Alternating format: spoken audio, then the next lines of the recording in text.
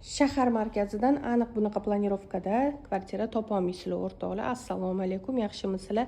Yakkasaroy tumanida joylashgan Yakkasaroy to'yxonasining shundoqqina orqasida Novostroykamizning eng tepa qavatlari, ya'ni 9 va 10 qavatdagi xonadonlar terrasa qismi mavjud, sotuvga chiqdi. Kirgan yilida qisqacha obzor qilishni boshlayman. 270 kvadraturani tashkil qiladi. Video davomida ko'rib o'tgan hamma narsalar shundoq qoladi. Bu yerga shundoq kirasizlar-yu, yashaysizlar ya'ni. Xo'p, kirgan yilida prixoshka shkafimiz mavjud. Bu yerda juda ham yaxshi o'ylab qilib qo'yishgan, shunaqa kladovaya qilib.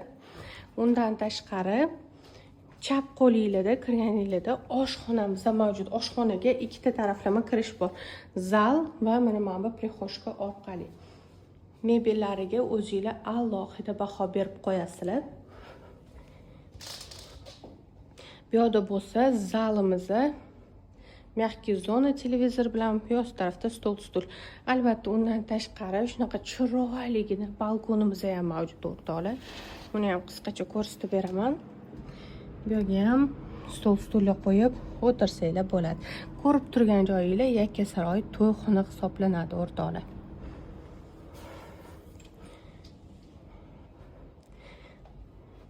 Birinchi qavatda umumiy hisobda bitta zal, bitta oshxona, yuvinish xonasi shunaqa.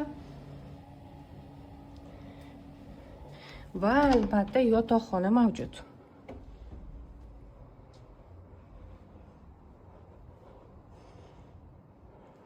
Juda ham did bilan qurilgan, o'zligi uchun qurishgan, quruvchilar emas.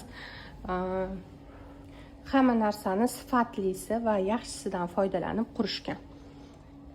Ikkinchi qavatga chiqib obzorimizni davom ettiramiz. Umumiy hisobda Novostroykamizning hozir 10-qavatida turibmiz o'rtoqlar. Ya'ni duplex kvartiramizning 2-etajiga ko'tarildik. Chiqqaningizda shunaqa hol mavjud. Bu xonani hol deb ham bo'lmaydi, xona hisobida hisoblaysizlar. Chunki hamma shart-sharoit qilingan, ko'rib turganinglardek o'tirib bemalol zal sifatida foydalansanglar ham bo'ladi. Bu 10-qavatdan uyimizning ichiga kirish qismi.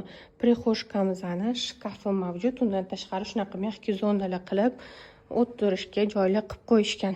E'tibor berayotgan bo'lsanglar, hamma narsa detalni o'ylangan o'rtoqlar. Konteynerlar mavjud.